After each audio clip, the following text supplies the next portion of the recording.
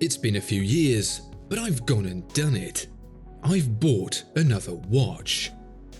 But this one's different. It's not what you'd expect, and for a multitude of reasons. So without any further ado, here it is. My new-ish watch. Here are 3 reasons why I love it. Looking to buy, sell, or exchange a premium watch? Visit Watchfinder, the pre-owned watch specialist. A big thank you to every single person who watches and enjoys these videos. It really means a huge amount to us, and to me personally. Your subscription would be hugely appreciated. It helps more than you can know. Thank you. So when I said watch, I didn't mean what you thought I did. This is quite obviously a pocket watch. It's a Hamilton from around 1950, and it is not for wearing on the wrist. Wristwatches were of course very much a thing in 1950, but not for Chicago Great Western, because this, ladies and gentlemen, is an American railroad watch. These days, the Americans don't get so much love for their watches, but in its horological heyday, starting in the 1830s, America was the epicenter of the mechanical movement. So much so that the techniques not just in making the watches, but operating the facilities they were made in, were the envy of the world.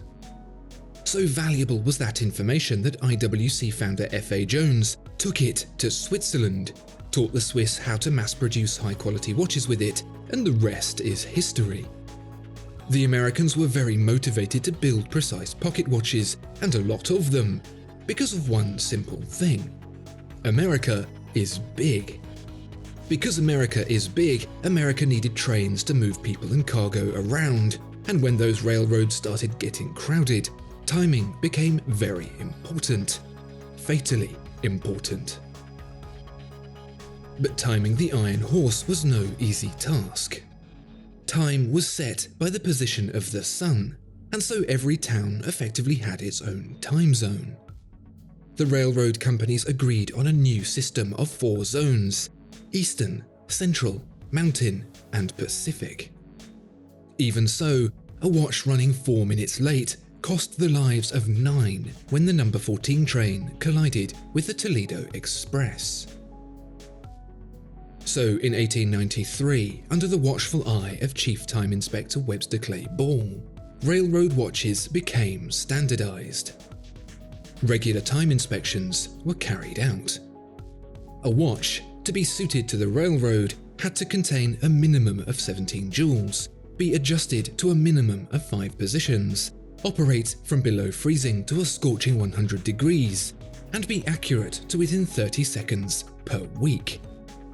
The watchmakers who met those grueling demands were Ball, Elgin, Waltham, and of course, Hamilton.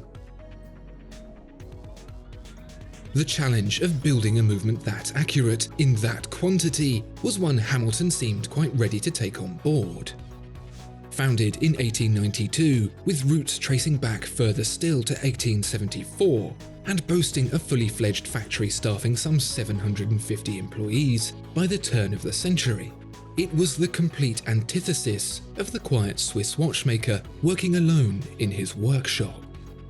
With production running into the millions of units, it's not hard to see why. Demand for railroad watches, not just by the railroad, but by the public too, saw scales of production never before seen in watchmaking. Such volume warranted standardized parts, procedures, and assembly to become what was known as the American system of watchmaking, the precious industrial secret that would change the fortunes of Switzerland entirely. But for America at the time, and in this case Hamilton, it resulted in movements like this, the 992B. The final iteration of Hamilton's railroad caliber, over 500,000 made between 1940 and 1969, many worked hard on the railroad. They would be inspected every 6 months, or whenever accuracy slipped, the inspector marking the inside of the caseback when a repair was made. Setting the 992B is an unusual process. With 52 hours of wind and the best performance found in the first half, Hamilton decided to separate the time-setting function from the winding to prevent accidental adjustment and a repeat of the Toledo Express disaster. Under the crystal, a little lever is pulled out, and only then can the watch's time be set. But by far the most appealing thing about the Caliber 992B is the way it looks. A watch built for hard graft would be expected to have a utilitarian finish, but here we see anything but. Striping on the bridges, polishing on the bevels, gold chatons, a turned crown wheel and ratchet, and even rounded spokes on the center, third and fourth wheels. And that's not even the best bit. As this is my own watch, it seems crude to talk about money, but nevertheless, it would be remiss of me to avoid it. And I can feel confident in sharing the price paid for this timepiece because, well, it's not a huge sum of money. Not for a watch, anyway. I mean, when you look at what you're getting and you consider the price paid, it's almost rude not to pay it. Look at the Caliber 992B and tell me you wouldn't buy it if you didn't have the opportunity. Alright, honesty time. Truth be told, I didn't actually intend to buy it. I've been looking at it for a while, months actually, and my wife was so annoyed by my moping that she told me to just buy the thing.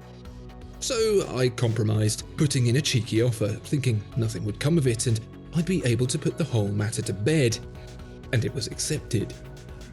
I hadn't considered this, so I was now the unexpected owner of a pocket watch I'd never wear. In my months of wallowing in a miserable purgatory somewhere between not buying and buying this watch, I hadn't stopped to consider what I'd actually do with the thing. Well, now I can tell you what I do with it. It's on my desk with my computer, where I wind it every morning, look at the 992B for a bit, and then leave it to tick loudly during Zoom calls. But the price, oh yes, the price. I've asked a few people what they thought I paid for it, and some clearly think I earned too much, and others too little.